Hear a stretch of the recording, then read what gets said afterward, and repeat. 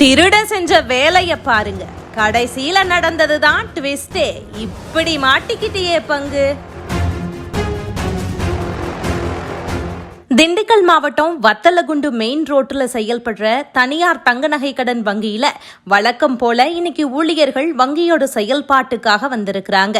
ஊழியர்கள் அனைவரும் வந்து வங்கியை திறக்க முற்பட்டப்ப திடீர்னு வங்கியோட மேல் மாடியிலிருந்து இறங்கி வந்த இளைஞர் ஒருத்தர் கையில வச்சிருந்த ஆயுதத்தை அங்க இருந்த பெண் ஊழியர் ஒருத்தரோட கழுத்துல வச்சு, நான் சொல்றத எல்லாரும் கேளுங்க, கேட்கலனா கொலை செஞ்சுடுவேன் அப்படின்னு மிரட்டி இருக்கிறாரு.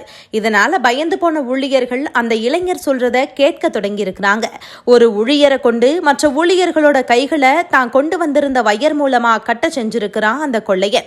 பின்ன அவங்க கிட்ட இருந்து வங்கியோட சாவியை வாங்கி வங்கியோட கதவை திறக்க முற்பட்டு இருக்கிறான். அப்போ சாவியை மாத்தி போட்டதால வங்கியோட அலாரம் அடிக்க தொடங்கி இருக்குது.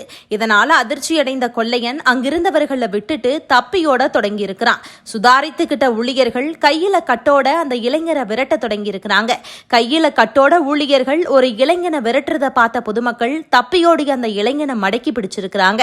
அவன் கொண்டு வந்த பைய சோதனை செஞ்சப்ப அதுல கொள்ளையடிக்க தேவையான ஆயுதங்கள் எல்லாமே இருக்கிறத கண்டு பொதுமக்கள் அதிர்ச்சி அடைஞ்சிருக்கிறாங்க. இதை தொடர்ந்து தகவலை கேட்டு வந்த வத்தலகுண்டு போலீசார் கொள்ளை சம்பவத்தில் ஈடுபட்டு தப்பியோட முயற்சி செஞ்ச அந்த இளைஞனை காவல் நிலையத்திற்கு அழைச்சிட்டு போய் விசாரணை மேற்கொண்டிருக்கிறாங்க.